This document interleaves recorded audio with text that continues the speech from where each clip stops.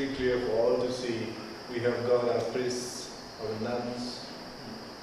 We have to talk from that perspective. But I think going a little beyond that, yes, sometimes, as Doctor has mentioned, we tend to interpret things to suit our maybe wants, not even needs. And oftentimes, I think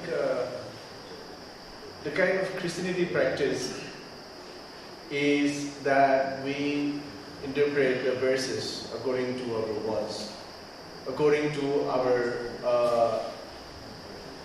targets.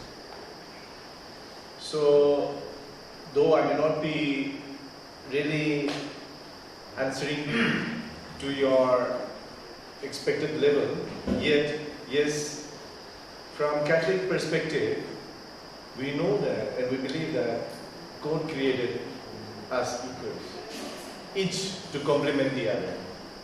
So I think in every place that complementary roles should be duly acknowledged and upheld. When we talk about the rights of women, the human rights, etc., we are immediately informed that all these are drawn from the Bible. Now it has become so very secular byword that we tend to think that human rights is based on some principle outside the Bible. But yes, human rights are all drawn from the Bible. I think it will help us to understand that. If I may take 1 or 2 minutes on this. See, the very fact that God created us in His own image and likeness also goes on to say that irrespective of our look or our mental this make, there is that presence, that image and likeness of God in every human being. So I just made a run of the sentence, but I would like to elaborate here. If I say that I am a worshipper of God, I praise Him daily, I sing in His glorification, but if I fail to honor you, to respect you, isn't that a sham? Is my belief truly based on the Bible, according to the teachings of Christ? Is it, as Christians? I do not think so. Because if I am a true Christian, I should also know that in you there is that image and likeness of God, just as it is in me. So we must honor that part of God in each of us. If I think we can take this, the base, the foundation of our faith strengthening effort, faith pursuit, then I think harmony in society is just a God word. I'm not trying to paint us a utopian scene before us, but I think as Christians, we are required to practice this. As Christians, we are to build our society rested upon this recognition and this due acknowledgement. I'm Dr. Eyingbeni, a free man of free country. We have all agreed that there is disharmony. Should we give paracetamol? Or shall we diagnose the real disease germ and give specific treatment? I will ask only 2 questions. So one question. Another question. In a secular welfare state, the question of who is my neighbor is not relevant. The question has now become, what is good for my neighbor? This is not a question to the resource person, but for every one of us. Shall we find out the answers. Thank you. So, any specific diagnosis?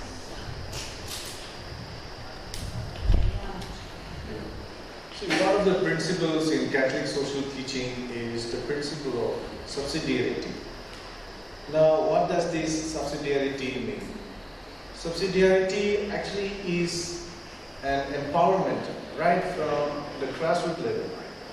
So just like the tools of democracy, in subsidiarity, it entails upon the even most vulnerable members of the society to enable them to think, to work out what is best for them. And that voice, that decision is honored, that is promoted, and that goes up. That is the kind of principle that the Catholic social teaching has adopted for itself and is working upon it. Now, again, yes, in addition to that, there's another principle which is the care for God's creation.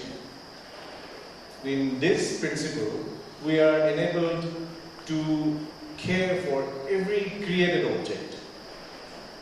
Every object that is created by God and given to us to be masters over them should not be simply utilized to satisfy our selfish or our wanton, should I say once again, but they should be cared for.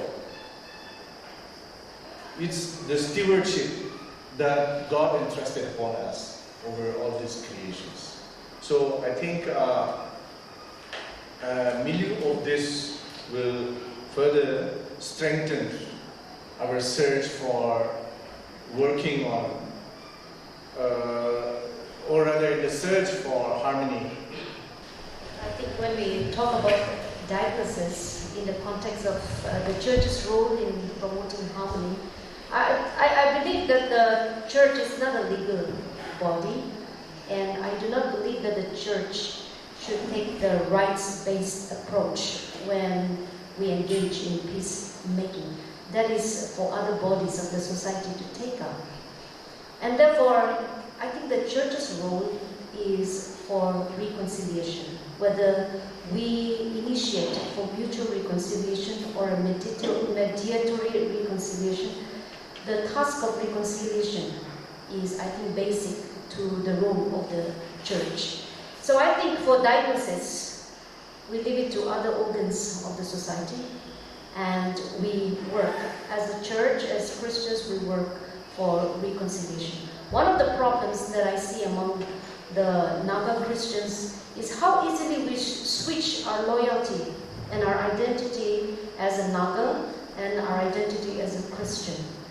I think that switch of loyalty is a problem that the church needs to address, and I think Dr. Keyho has really underlined very important points for the church to emphasize on, so that we continue to assert our Naganess, but what is the driving force in our daily life? Is that our Christian identity, or is that our ethnic, traditional identity? I think we need to be driven by our Christian identity, and that is why I keep on emphasizing on the need of solid, moral, spiritual grounding on the Word of God. Yeah, just one comment here. The church wanting to be everything is dragging us to lose our focus. We want to be a social scientist. We want to be a political science scientist. We want to be a historian. And we forget that in the first place, we are called to serve the church. Not even to say we are not called to be theologian. But if we are to go back, there is no other way through which we must return. But we must go back to the Bible, to the biblical teaching. And if we go back to that biblical teaching, I think many of our problems that we are facing today will just diminish. Half of it will be minimized. But that journey is going to be long. And we cannot just be talking and talking, but I think we need to follow the roadmap so that we get there. And if during our time we don't get, at least let us hope that the next generation will take the church and the Naga society there. Thank you for the insightful papers, and also thank you to the Morung Express for giving us a very kind of an open invitation to be a part of this lecture. I've been so much envious about the lectures that has been seen in Dimapur, and now you have made it in Kohima. So thank you for that. Just three things that I wanted to just my observations based on these three presentations. First one, I see the topic, role of religion in promoting inter-tribe harmony among Nagas. The word harmony appears to be a little too shallow. Sometimes because it's just like Hindu, Muslims in India, different religious groups trying to just live together without taking care of each other, just trying to be just doing their own business and living without causing harm to each other, turning into a harmony. Maybe I'm wrong, but I see that in this juncture for Nagas, tribes, it's kind of creating a great community, a religious, from whichever perspective we take, creating a deep religious aspect where we have both critics as well as appreciations, free to do together, living as a community. That's what I was feeling like. So harmony, it's possible, but I think turning into a community perspective could also be a more enhancing thinking than what I was feeling. Secondly, both our three presenters have talked about peace and harmony, and also to give some supplementations on the truth and reconciliations. But I think from a Christian biblical point of view, as far as my knowledge goes, truth and righteousness and justice absence and trying to create the peace, I think this is just kind of a very worldly understanding of peace from a religious Christian point of view. I think when we talk about peace, we should also bring a very strong critique on how Nagas are truthful, honest, and righteous to each other, and then how we are trying to bring a harmonious peace to each other in the long run as a community. Because Jesus talks about in several passages in the Gospel that I came not to bring peace. The Prince of Peace is talking about I came not to bring peace but to bring divisions. And we also see how metaphorically we can integrate into a Naga context and see how truth and righteousness approach to peace may also give a long-lasting peace solution. I'm very much convinced by the Morung. Often the editorial writes about how they were blessed by the Truth and Reconciliation Commission in South Africa. We talk about the spirit of Mandela now, but I think it's more about truth rather than the spirit of Mandela. Mandela might have left out the truth. That's why people have talked about this. That my hunch is that. Thirdly, Dr. Eyingbeni talked a lot on emphasizing on the theology of the land, and also we have heard from our Dr. Keyho about the 10 points on this roadmap. Now we have heard a lot on the more anthropocentric approach to the peace. So much of a people-oriented peace that we're talking about. I think this is kind of so much into the Western concept of peace and theologizing. I think what we tribal people can also contribute is about the cosmocentric approach to peace, which we have talked about the theology of land. But also in the presentation, more about a human-to-human way of bringing peace. But is it possible to bring peace among humans, one of the part of creations, neglecting at the cost of cosmic, at the cost of world nature? And I believe the Catholic have a strong nature theology, which they can also critically come into conversation with the Naga or maybe a tribal worldview, and give us a very strong view on the cosmic-centric approach to the peace and reconciliation among our tribal people, which we have so much, as was rightly pointed out, land-based people. So I'm wondering if we put more on the cosmetric approach, cosmocentric approach to the peace and reconciliation, rather than so much confined to the anthropocentric approach to peace. Just my few hunches. But it doesn't mean that I'm right, but I'm just, my observation, I'm just sharing it. Maybe you may have an answer, you may not have, but I'm just the few things that we can think about in a larger sense. Thank you. I think the Naga Christian Church must ensure a very strong moral base for our people. For anything to positively work, I think this is the first requirement. But oftentimes, if I may take you a little on a different trip. See, yesterday I was conversing with a friend in Nagaland. He told me that people are very busy preparing for the coming of the Amor Falcon, and they have got a big feast waiting for the bird's arrival. So I was just jokingly telling him, yesterday it was the whites who came and gave us the message, and we are still drunk with it. I'm talking about Christianity. Today again it's taking birds from across the sea to push us to do some other thing. See, this is always the case with us Nagas.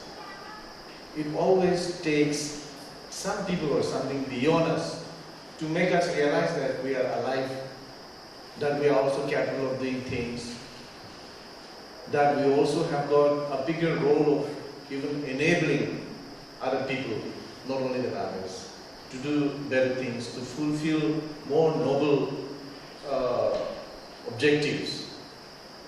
So even here, if I may, for a moment, allow me to say as an ordinary participant, not as a member from the church. If I may say, oftentimes we forget the potentials in us. See, we have got so rich cultural values amongst us, amongst the Nagas. Yet, in course of inculturation, what we have taken with us is not the good values, but the bad ones. And that is where we are polluting even the Christian values as well. So I think we need to have a real stare at the way we are doing to Christianity or to religion. To me, I'm not trying to answer to Uncle Solo's postings, yet to me religion is pure. It is just that the members of the religion or a religion are making it appear to be so, appear to be impure, violent, very fundamental, and we can see those mindsets translated even in our home, at our home front also. He made a mention of a Catholic church which was being constructed, burned. Yes, it was not the church that burned it. It was few individuals who misunderstood the whole message of Christianity and the Christian values and the Christian principles. So it is like that. So I think, yes, as we move along, maybe we will not only look at our society from the religion perspective, I would not call religious also, But let us also look at religion from Naga positive cultural perspectives also, so that we can blend our adopted religion, our adopted faith,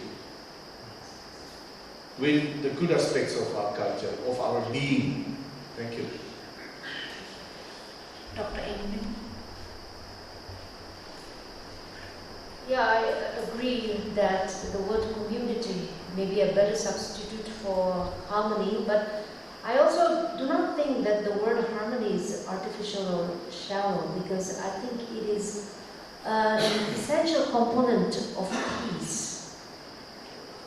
I have seen households where family members, parents, children live together, they share together. Of course, most children depend on parents even for their basic necessities, but they don't even talk. They are at war in their own way. There is no harmony. So there is the community in the family, but there is no harmony.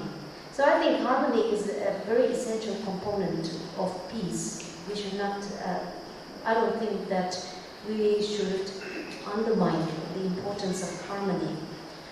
The second question is a critique that our presentation has been quite anthropocentric.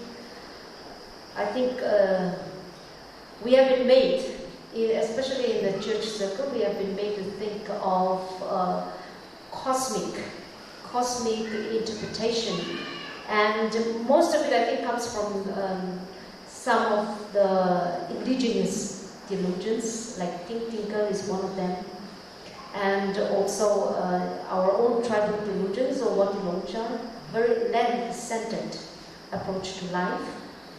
But personally, I'm also a critic of those theologies. I'm more of a theocentric, I take a God-centric approach to reality. And when I say God-centric approach to reality, it's not simply transcendental, because I see that my relationship with God propels me to be in good relationship with my fellow human being as well as with the whole of creation, because this is what God has made, and God has made you, God has made me. And so I respect your opinion about the cosmic-centered or a land-centered approach to reality, but I personally have more trust in a God-centric approach, and I think that will also enable us to create a more peaceable world. Reverend Keyho. Just a footnote to that. I agree with Dr. Eyingbeni, and I think if we get what she meant when she was talking there, she has clearly pointed out that land is a gift from God. It's a gift of God.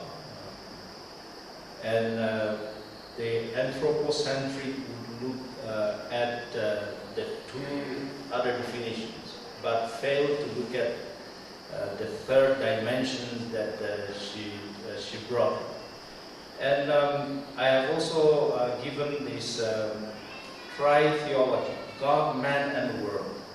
We are maybe on an individual basis relating very well with God, but we are not relating well with the other beings around us, even for that matter, the created order or the created world. And unless we take these two components very seriously, faith in God becomes very, there is no dynamism in our faith in God. So I think God, man, and the world is something that we must take very seriously. And maybe it sounded anthropocentric because we are trying to converse and dialogue with some of the problems that we are facing. Perhaps it came out that way. But whatever the church aims for or longs to do has to be theocentric, or even for that matter, Christocentric. If without that, we will be failing. The church will be dragged into so many things that we cannot even define ourselves.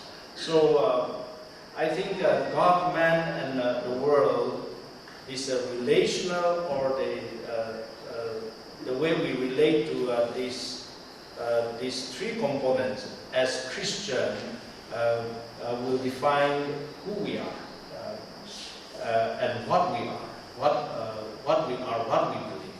So I think the church must take a very serious note on that aspect. Thank you. Okay, we have just about time for 2 questions. One will be at the end, Mr. Yantans, but are your questions answered? We had a long discussion between the two. My name is Savi. I'm a law practitioner and a social activist.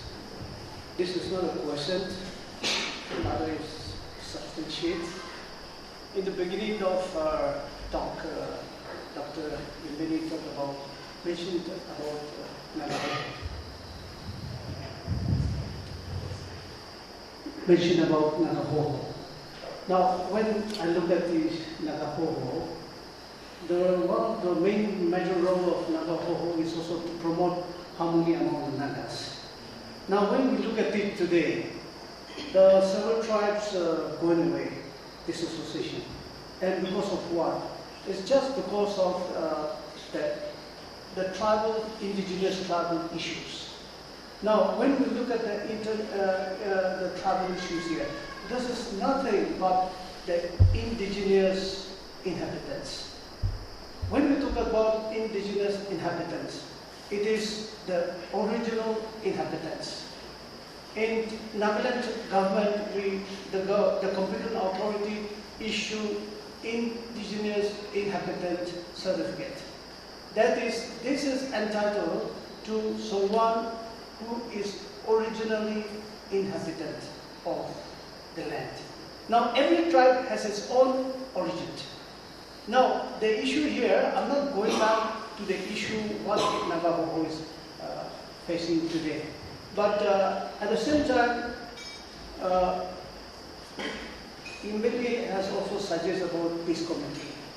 My concern here is similarly, why not the church also initiate a committee on human rights? Because indigenous people is nothing but coming under the subject of human rights. Today the issues of indigenous people is very, very important.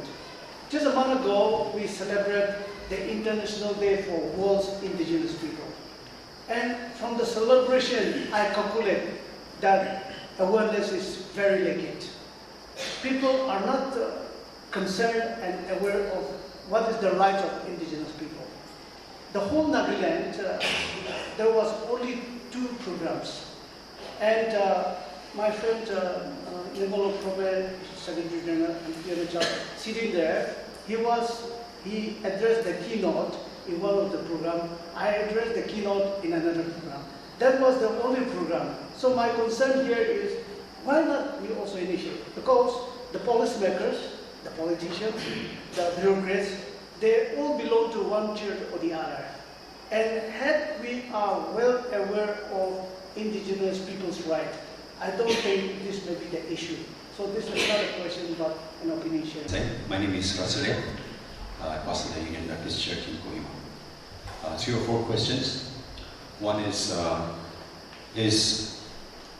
religion the dividing factor of community, or strife in community, or is it adherence of religion that causes that? And I think our speaker, Mr. Elias, has already mentioned that a little bit. But the second part of the first question is religion truly neutral, as one of the members has mentioned? Is it neutral? Because, and I'm speaking this from a Christian perspective, the golden rule that we all know is do to others what you would want others do to you. And when you follow that principle, that rule, it calls for not maintaining that status quo, not disturbing the other person's, the other person, but it calls for participating and engaging, as President has already mentioned. That's one. Number two, the second question is there a difference between tribal affinity, from which we draw our tribal identity, difference between tribal affinity and tribalism? If so, why are they, if it is the same, how is it the same?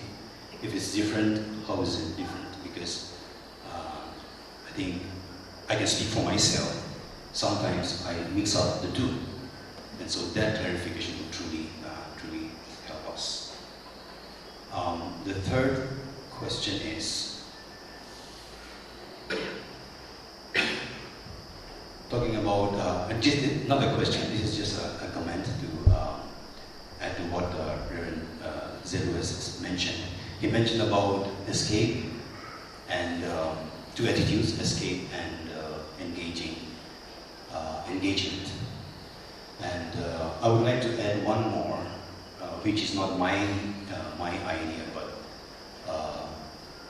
this is what Timothy Keller says. He also talks about triumphalism. Escape is withdrawal, and the other extreme is triumphalism. Escape is, let's not get involved in this tribal issue. Let's not get involved in the affairs of the other community and just keep quiet. The other extreme is triumphalism, or let's win everybody to the extent of making it sound like utopian. Let every tribe come together under one church umbrella. Probably that's triumphalism. But I think what Zelhou has mentioned, engaging with one another, I believe that's what we truly need right now, that we engage at a very personal level without making it an event. And in Nagaland, that's the easiest way to do. Everything is event-based. Sanitation, event. Everything is event-based. And I would like to reiterate what Dr. Zelhou has already said about engagement and engaging at a personal level, whether people know it or not. And that's the example of the Good Samaritan. There was no crowd, there was nobody to applaud him, there was nobody to cheer him, but he just did what he needs to do, engaging with that wounded man, and he became a neighbor to that wounded man. I think that's what. Thank you. About 80 years ago, when Baptist faith came to my village, it created reservation problem, and that is, we had the boys had almost cry and demand from the father to send them to school. And the moment they go to a Sunday school, the father and the mother used to beat up the children. It was a human right violation, where they were, a situation was created for them to demand right of education. After some time, the father relaxed and then said, okay, motado jabo bare. Only my little so the girls were deprived from schooling. So at that point of time now, the girls had to demand for 33% to go to school.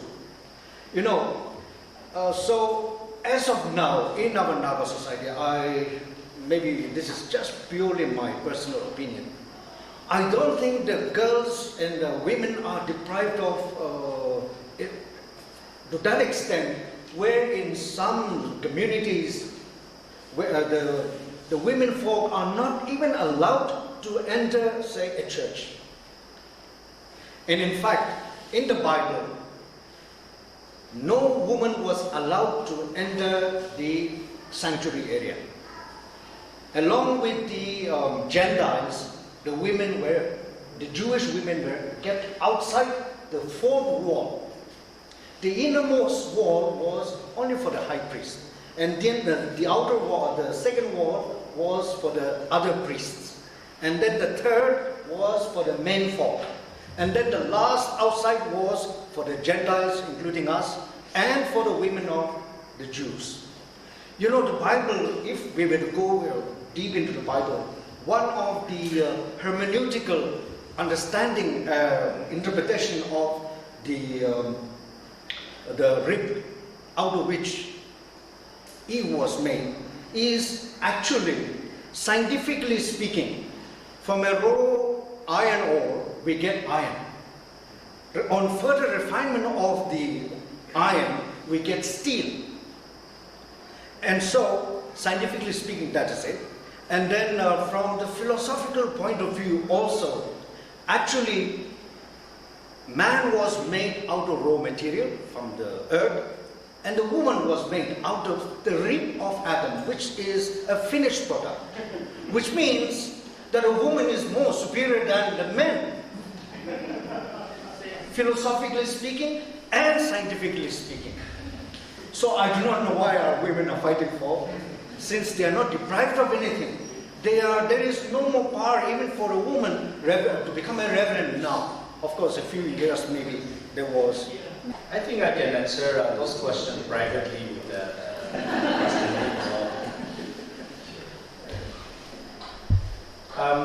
this may not be a direct answer to this question, but as part of my conclusion, I think I want to say this. I agree with what he said. The third dimension is the escape, engagement, and also triumphalism, right? And I think that we have unconsciously used that as part of engagement, and that is quite revealing, because in trying to assert ourselves or engage ourselves with other people, we are also unconsciously displaying our superiority. And maybe that is the reason why the spirit of tribalism is finding hard to die. Another comment would be this. We cannot just stop here. This is incomplete. This is just an introduction to a long dialogue or a lengthy dialogue that should happen. And it has opened up the issue of interfaith dialogue, which one of our brother has said, pointed out the importance of it. And we must take that very seriously, so that we begin to see that aspect even here in Kohima. In Dimapur they have, if I'm not mistaken. So I think that is good. And the world, the secular world, sometimes we tend to divide the two kingdoms, the sacred and the secular. But the secular also should enter into inter-tribal dialogue, because this is not just only one institution's responsibility. So I think the secular world must enter into this inter-tribal dialogue and then try to find the solution. I have mentioned earlier, I have said earlier, that the church is just only one institution. Maybe it is a uniting institution, but unfortunately, we also have heard about the divide factor even in the church, which is unfortunate. But this is not to defend the church or denominations, but the divide will always be there. But we should harness things that we can use to bring the community closer. I know this is not an answer to the questions that you have raised, but I raised my case there. maybe I'll just continue in the same line with the first question: is religion a dividing factor? And I think I would simply say no, it is not. Some of the teachings of religion and those who have misinterpreted the teachings, I think they cause conflict, they cause division. Even the Muslims have come out and said that Muslim is a peace-loving religion. Jihad is not about terrorism, it is about discipline. So I think religion per se does not divide. It is the way we interpret, understand, and also manipulate religion that is causing division and conflict. And the second question, whether religion should be neutral, or for that matter, whether churches should be neutral in conflict situation. And again, I would say no. I don't think that neutrality is the call of the church. The church is called to engage, as you have rightly used the word, engage itself with conflict situations, not, as I have mentioned, not taking a legalistic stand and saying you are right, you are wrong, but in terms of bringing about reconciliation on theological basis. We have talked enough on that. And I think reconciliation is a tedious job. It is not an easy task. It is not a fast food. There is a lot of things involved in the process of reconciliation, but whatever the process may be, it is active engagement. So I think we have to understand that reconciliation is about active engagement in trying to resolve conflict situation, and that is why the need for establishing peace departments, peace committee, or peace and justice committees within the association level and also within the church, I think is the need of the hour. Simply establishing sporadic committees, I think, will not resolve, because even those involved in it needs education, and they in turn need also to educate the members. So it is a long process, but nonetheless active engagement. And so I think it's not about neutrality. The third question, very quickly, about the difference between tribal affinity and tribalism. Just last November, there was a racism seminar in our college organized by the Peace branch, and people from other states also came and talked about it. We discussed so much about it. The problem coming back to Nagaland is not so much racism as such, but about tribalism.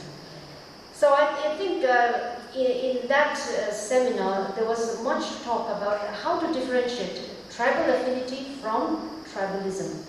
And I think, very simply put, tribal affinity, when we talk about tribal affinity, it's our nature. We are born as a tribal.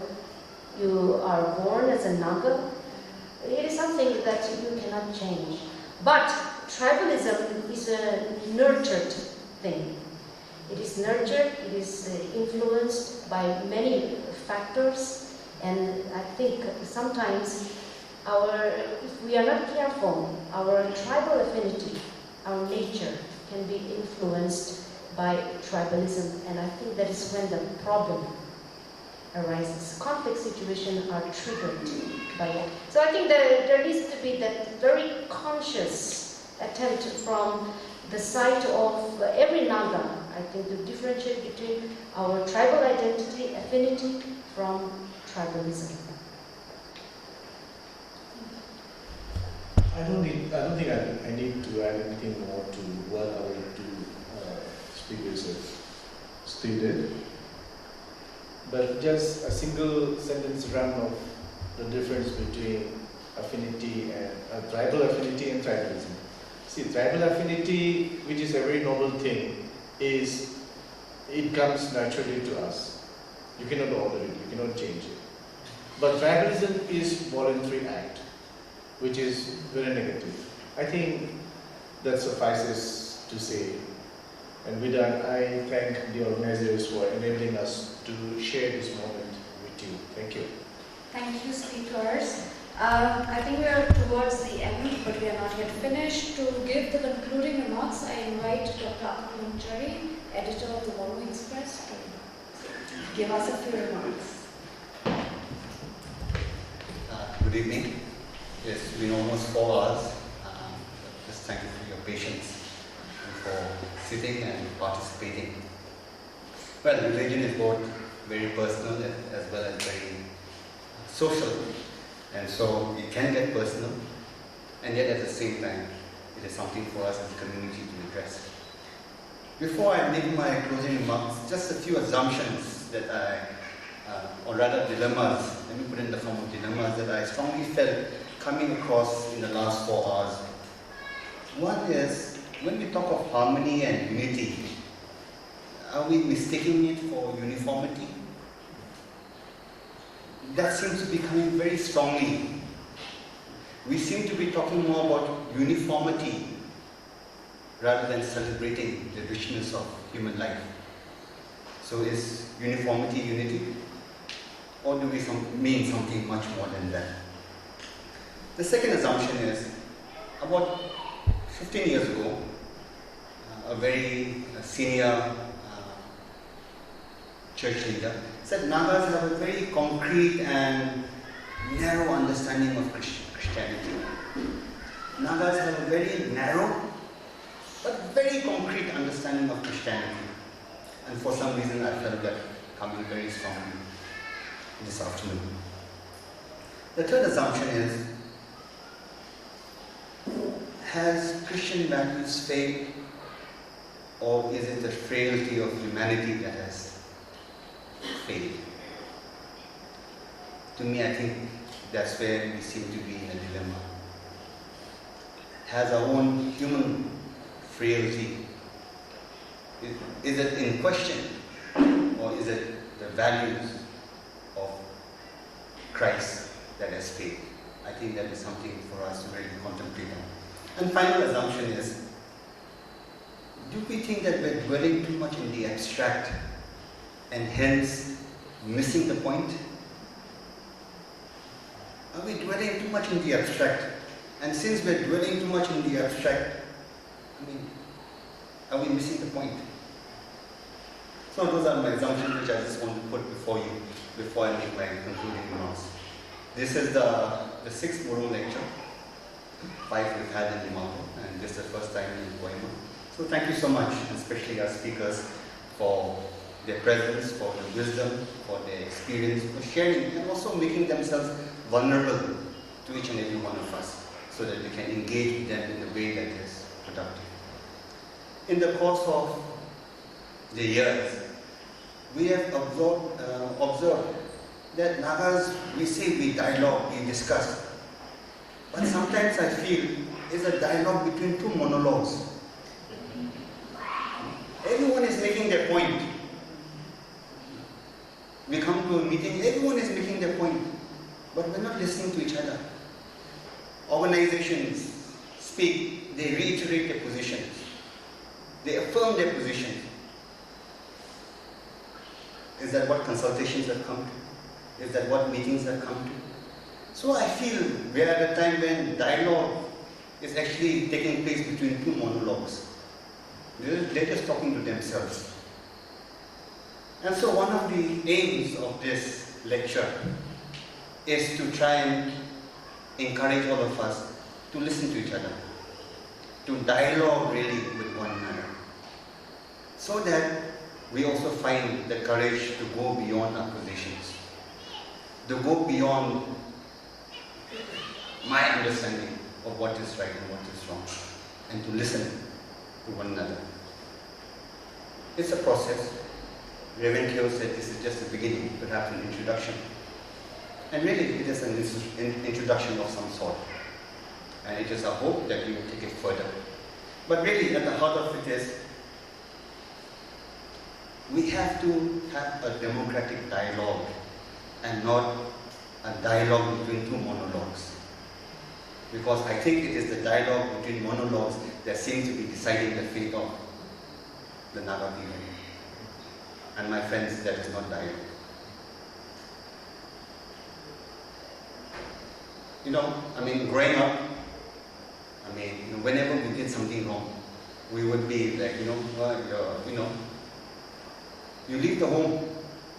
I think there's a very Naga way of doing. Whenever we are guilty of doing something, our parents, or our village or something, they ask you to leave.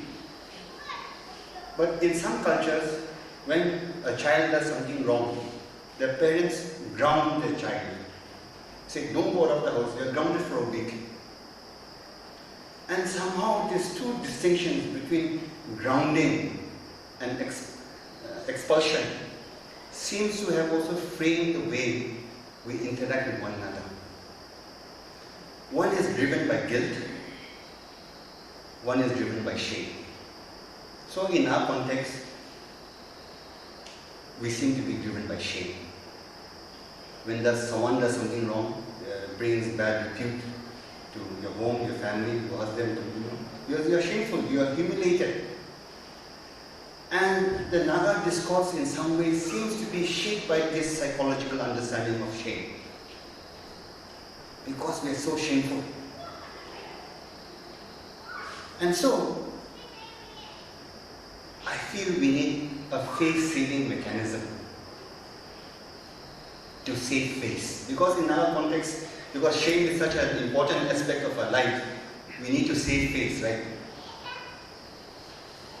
Sometimes even when we know we're wrong, we keep doing it till actually there's a mechanism that saves my face from admitting, not publicly, that I was wrong. So somehow I feel we are in that part where, when we know that something is wrong, we still drive it in. Because humiliation is so much part of our pride. And so my question is it possible for our churches to become the face-saving mechanism? A lot of the issues that have been discussed actually can be addressed if there was a way of saving face.